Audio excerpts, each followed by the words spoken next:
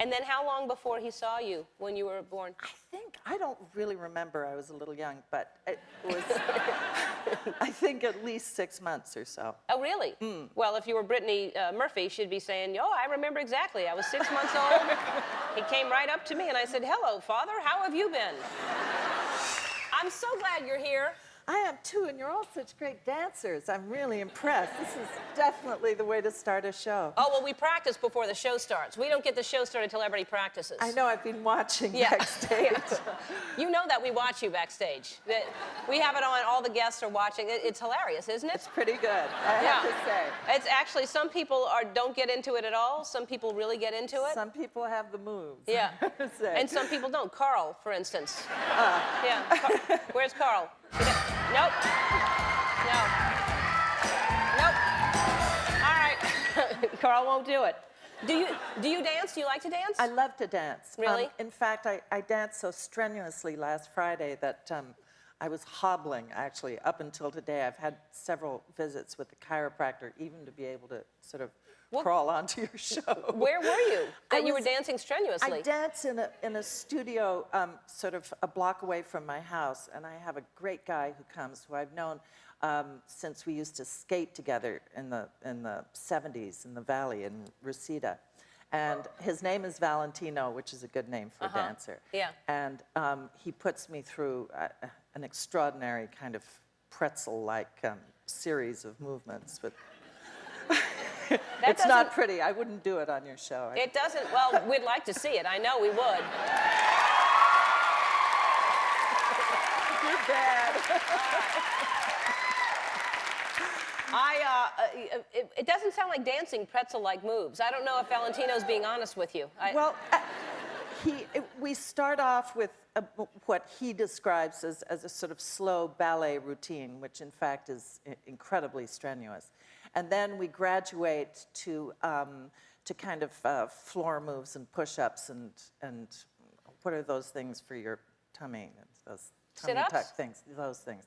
And then I don't know why I have problems remembering that. Yes, it's my favorite, of course, my favorite exercise. And then we do a little salsa, just to polish it off. It sounds like you're dating this guy. It doesn't sound like a. Then I go to bed for the rest of the day. Well, that's why you look so good, because you how often do you do that? I do it about 3 times a week. Really? Because you look great. You're such a cool woman. I mean, I think about you. You are like the essence of cool. And when I see you and Robert, your husband, y'all are just such a cool couple. Well, thank you. You really are. Robert Graham, the cool sculptor, too. who is her husband. Whenever I see y'all, I think you're just a very cool couple. Thank you. And your family history is just. I mean, we were thinking about it today. You know, your father and your grandfather have all won Oscars. Yeah. That's incredible, that 3 generations. Who else has done that? Sorry? Who else has done that? I think we're sort of unique in that. I think so, too. Yeah. It's amazing. Although the Coppolas are kind of, they're trying to catch up? Stalking us, I can tell. Oh, it's a rivalry. It is. Yeah. And when you were born, that's what's interesting, too. Your dad was shooting African Queen? Yeah, he was in the Belgian Congo with Humphrey Bogart and Kate Hepburn and This is a Lauren picture Bacall. of them when they were shooting African Queen. And what a cool picture that is. It was the year of my birth. I won't tell you what year. However, I haven't. Yes. Anyway. That's your secret. And a runner came through the jungle. I think it took 3 days for him to get there.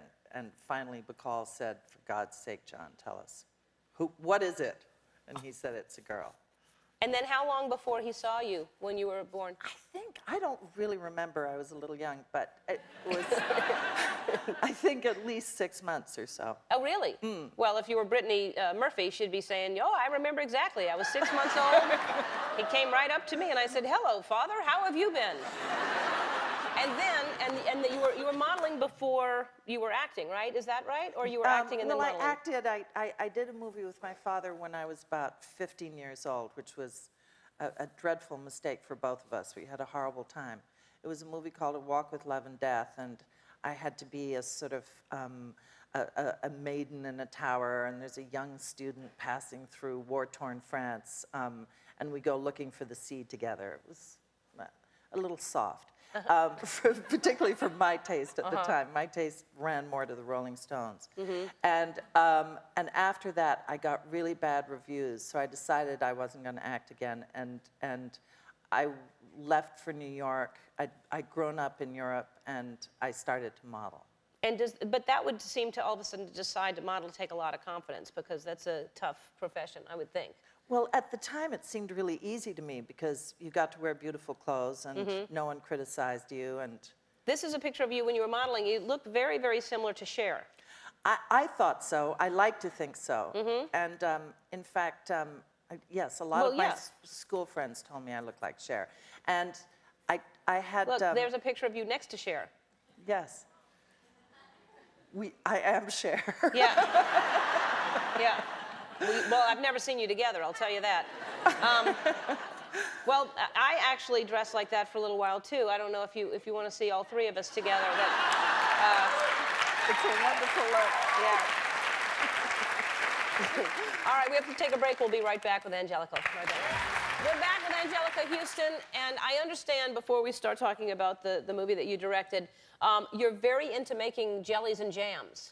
Yeah, I have a farm, and I have all these fruit trees. And where's your farm?